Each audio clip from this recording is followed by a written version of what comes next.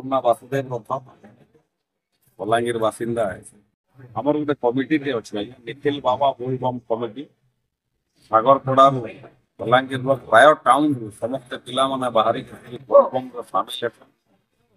ବିଶ୍ୱ କଲ୍ୟାଣ ହଉ ବୋଲି, ସାରା ଦେଶ କଲ୍ୟାଣ ହଉ ବୋଲି, ସମସ୍ତେ ଭଲରେ ରହୁନ୍ ବୋଲିକିରି ବୋଲବମ୍ ପାଣି ରୋକବାର ଲାଗି ମହାଦେବଙ୍କର ପାଖକେ ଯାଏସ।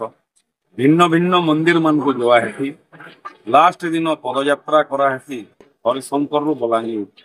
ଆଉ ଯେନ୍ଟା ଆମର ସାଗରପଡ଼ା ସ୍ଥିତ ଆମର ଜଗନ୍ନାଥ ମନ୍ଦିରରେ 19 ଦିନ ପ୍ରସାଦର ସେବନ ବି କରାଯାଏ। ଯେନ୍ଟାକି ଆଜି ଭକ୍ତମାନଙ୍କ ସମାଗମରେ ଆଜି ଭିଡ଼ ହେଇକରି ସମସ୍ତେ ପ୍ରସାଦ ସେବନ କରୁଛନ୍। ମୋର ଏଇ କମିଟିଟା ଆୟୋଜନ କରବାରଟା ଦୀର୍ଘ 6-7 ବର୍ଷ ହେଇଗଲା। ଆମର এই দিনর উৎসাহিতটা সারা বলাঙ্গীর ଥିସି। ପ୍ରାୟ ସାଗରପଡ଼ା ସମେତ ନିଜସ୍ୱ ପଡ଼ା ମାନେ ବି ଆସିକିରି ସାମିଲ ହେସନ୍ ଆଉ ପ୍ରସାଦ ସେବନ କରିକିରି ଆନନ୍ଦ ସମସ୍ତେ କରୁ। ଆଜିର ଦିନ ଭଲେ ଭଗବାନଙ୍କ ପ୍ରାର୍ଥନା କରୁଛି ଯେ ବିଶ୍ୱ କଲ୍ୟାଣ ହଉ, ଜୀବ ଜଗତ ଉଦ୍ଧାର ହଉ, ସମସ୍ତେ ଭଲରେ ରହୁ, ସ୍ୱାସ୍ଥ୍ୟ ଜଗତରେ, ଶିକ୍ଷା ଜଗତରେ ଆଉ ସମସ୍ତେ ଭାଇଚାରା ମେଣ୍ଟେନ ନିବେଦନ।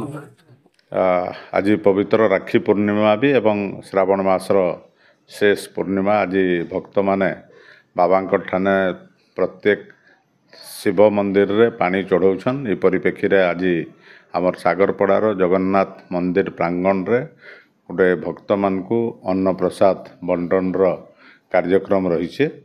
ଆଉ ଏଥିରେ ବହୁତଟେ ଭକ୍ତ ସାମିଲ ହେଇଛନ୍। ସମସ୍ତଙ୍କୁ ଅନ୍ନପ୍ରସାଦର ବ୍ୟବସ୍ଥା ଅଛି। ବିଶ୍ୱ କଲ୍ୟାଣର ଲାଗି, ବଲାଙ୍ଗୀରର କଲ୍ୟାଣର ଲାଗି, ସମସ୍ତଙ୍କର କଲ୍ୟାଣର ଲାଗି ହିନ୍ଦୁ ଧର୍ମରେ ଅଛେ ସର୍ବେ ଭବନ୍ତୁ ସୁଖିନାମ ସର୍ବେ ସନ୍ତୁ ନିରାମୟା। ଏଇଟା ଗୋଟେ ଧର୍ମ ଯେ ପୁରା ବିଶ୍ୱର ସମସ୍ତଙ୍କର ମଙ୍ଗଳ କାମନା କରଛି, ସବୁ ମଣିଷର ମଙ୍ଗଳ କାମନା କରছে। ତ ସେ ପରିପ୍ରେକ୍ଷୀରେ ସମସ୍ତଙ୍କର ମଙ୍ଗଳ କାମନା ଆଜି କରାଯାଉଛି।